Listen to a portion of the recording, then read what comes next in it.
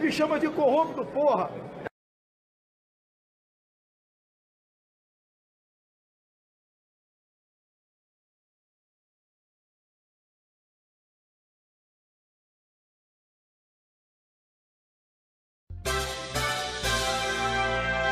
O sentido da política, com Renata Loprete.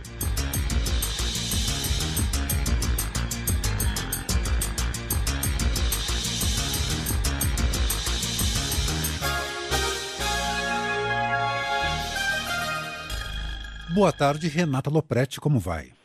Boa tarde, Fernando, para você, para a Bel, para todos, tudo bem? Tudo bem, hoje a gente vai começar falando sobre o pré-candidato, que nunca foi candidato, que sai de cena, deixa a sucessão presidencial meio conturbada, com discussões sobre quem fica com o espólio. Nós estamos falando de Joaquim Barbosa. Isso, o candidato que foi sem nunca ter sido, Fernando. E já diz muito sobre a imprevisibilidade e as incertezas da atual campanha, o fato de que um nome que nunca chegou a se colocar formalmente e que tinha acabado de entrar no partido PSB, ao sair de cena, provoque abalos em todas as peças, assim, né?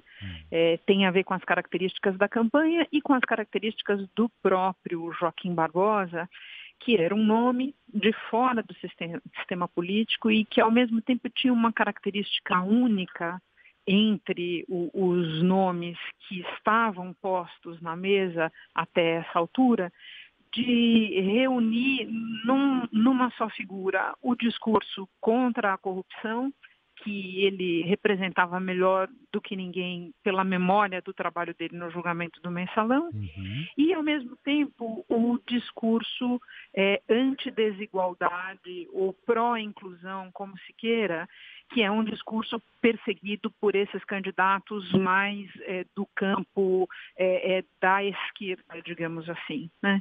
O Joaquim Barbosa reunia essas duas características enquanto imagem, né? A gente não está nem falando de propostas, porque propostas ele praticamente não houve a oportunidade nem o tempo de enunciá-las, mas do ponto de vista da imagem, ele reunia isso.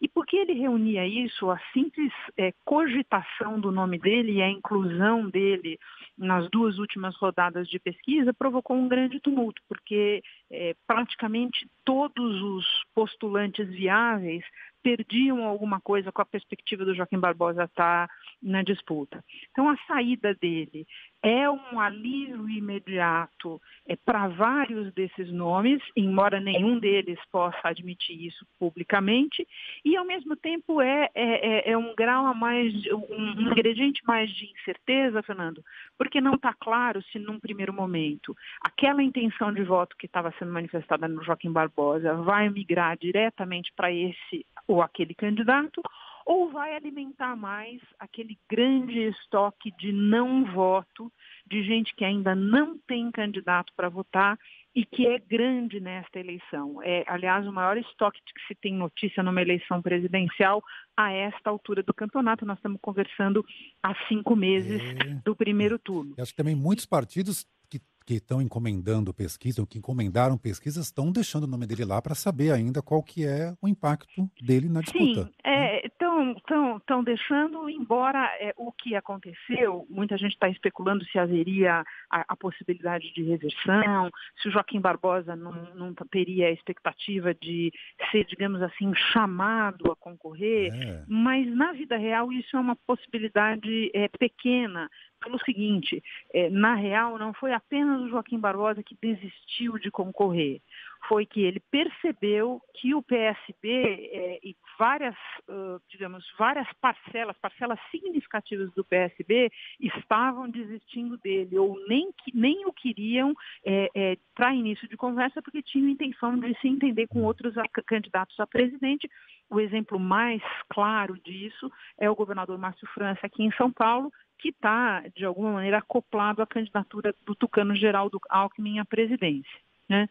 Então, esse foi um movimento importante da semana, Fernando, mas eu gostaria de associá-lo a outros para a gente ter em mente, tá? Pela primeira vez, a gente começa a perceber que até por um receio de ficar fora da disputa real, candidaturas de um mesmo campo estão começando a discutir seriamente no bastidor algumas aglutinações. Por tá? exemplo. Então você tem o MDB mais claramente reconhecendo a extrema dificuldade que teria uma candidatura do presidente Michel Temer. Então, cada vez maiores parcelas do partido não querem a candidatura do Michel Temer, ele já está praticamente desistindo, na real, de ter esse pleito, e estão decidindo o que vão fazer na vida. Vão apoiar o Geraldo Alckmin. Geraldo Alckmin precisa de apoio partidário, mas o quão tóxico é o apoio ao PMDB? Todas aquelas outras candidaturas do campo governista, Henrique Meirelles, Rodrigo Maia, todo mundo entrou, Fernando, num modo de começar a discutir alguma depuração desse quadro, basicamente por medo de afundarem todos. E do outro lado, o que você tem? O Ciro Gomes se movendo de uma maneira cada vez mais desenvolta. Tá ganhando um fôlego, Ciro Gomes? Isso, ganhando um fôlego, e aí eu estou falando menos de um fôlego que já seja perceptível nas pesquisas e mais um fôlego do ponto de vista das articulações. Tá?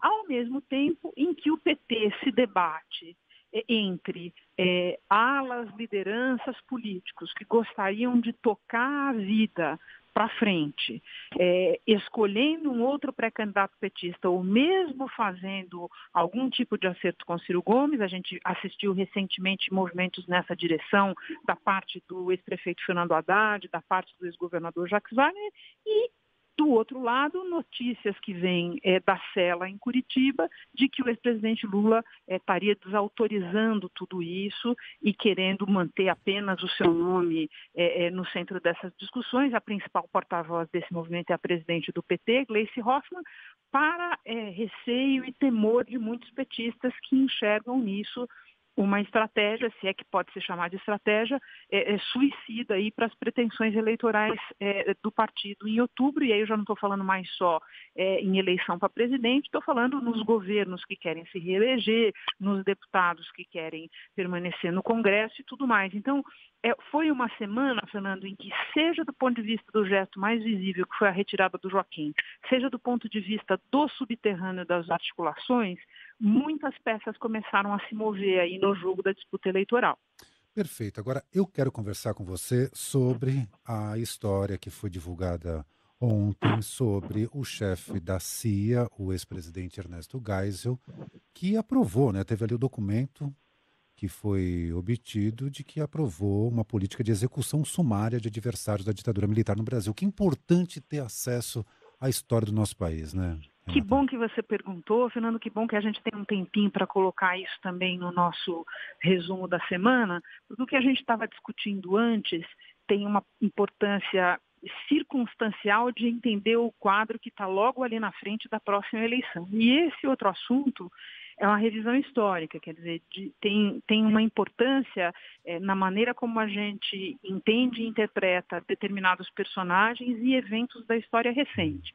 Esse documento, liberado pela CIA, liberado pelo Departamento de Estado americano, que está disponível desde 2015 para consulta pública, mas que só agora foi descoberto por aqui, a revelação foi feita pelo colunista Matias Spector, da Folha de São Paulo, promove uma revisão muito profunda na leitura que a história fazia do papel do penúltimo, aliás, presidente militar, que foi o presidente Ernesto Geisel. Por quê?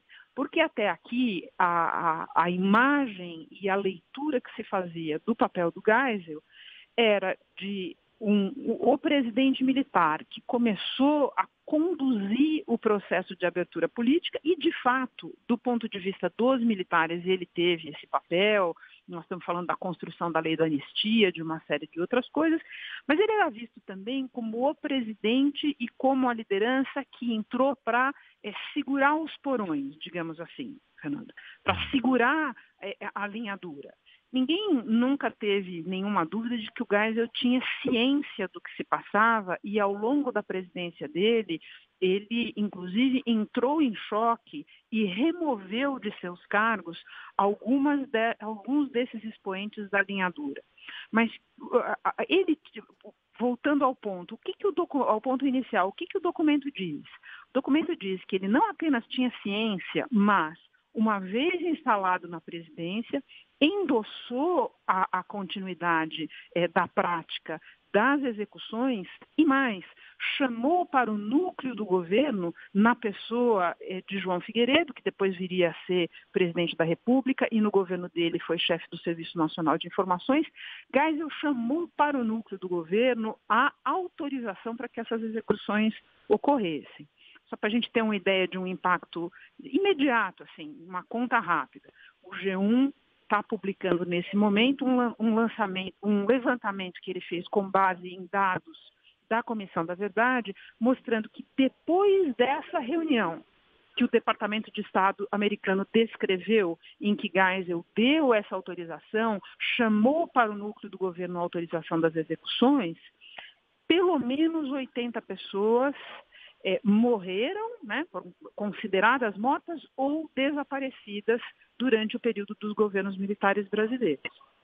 Então, é uma novidade que certamente vai ter que ser submetida ao crivo dos estudiosos do período, aos historiadores todos, mas ela promove toda uma revisão no que foi a figura do Geisel, do período dele, né? E mesmo que pode levar a outras discussões, Fernando, que estão para além dos limites da lei da anistia, como a discussão sobre indenizações mesmo. Então, é uma coisa que é uma notícia que revê o passado e deve provocar discussões futuras aí. Pois é. Bom, não sei se chegou a ver, Renata, mas também respinga na sucessão presidencial. E houve uma manifestação de Bolsonaro que disse quem nunca deu um tapa no bumbum do filho e depois se arrependeu. Ele atribui essa revelação do documento a uma trama para atrapalhar a candidatura dele. Aí é demais, né? Olha, Fernando, é uma frase que choca qualquer pessoa que tenha algum conhecimento de história e qualquer pessoa que tenha um mínimo de bom senso e de princípio, sem dúvida. Agora, do ponto de vista eleitoral, se a gente quiser entender, é o Bolsonaro fazendo um aceno para o campo dele, para os dele, né? E, infelizmente, essa posição que ele vocaliza encontra eco num setor da sociedade. Esse setor está bastante cristalizado no apoio à pré-candidatura dele. Ele tem alguns números dando conta de que a situação dele é sim hoje confortável na comparação com os demais, mas que ele já há algum tempo parou de crescer e vinha sendo ameaçado por uma série de eventos aí, inclusive o Joaquim Barbosa na pista.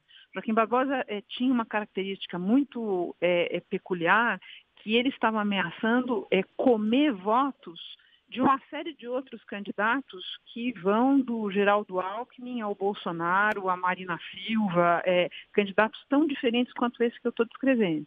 Então, o que ele quer fazer com uma declaração dessa, Fernando, é, de alguma maneira, arregimentar os dele, como se costuma dizer, que é um movimento típico dessa altura de campanha eleitoral. Mas esse exemplo que você deu, que é o impacto na discussão da campanha, é mais um do que eu estou te dizendo. Esse evento de ontem, essa descoberta de ontem, é daquelas que tem potencial para se estender no tempo e ainda render muita discussão. Tá certo. Renata Lopretti, obrigado mais uma vez pela participação. Bom final de semana. Até sexta-feira que vem. Um ótimo final de semana para vocês. Valeu, obrigado. Um beijo.